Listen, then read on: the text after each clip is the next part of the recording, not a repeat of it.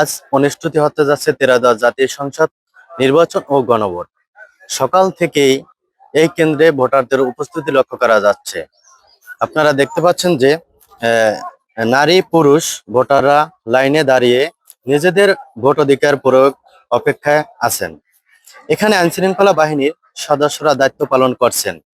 এই কেন্দ্রের নিরাপত্তা জোরদার করা হয়েছে। নির্বাচন কমিশনের নির্দেশনা অনুযায়ী ভোট গ্রহণ চলছে ব্যালট পেপারের মাধ্যমে। আমরা কথা বলছিলাম কয়েকজন ভোটারের সঙ্গে, তারা যেমনটা জানিয়েছেন এখানে শান্তিপূর্ণ পরিবেশ, ভোট গ্রহণ চলছে এবং তারা আশা করছেন সুষ্ঠু গ্রহণযোগ্য একটি নির্বাচন অনুষ্ঠিত হবে। সব মিলে এখন পর্যন্ত পরিস্থিতি শান্ত ও নিয়ন্ত্রণ রয়েছে।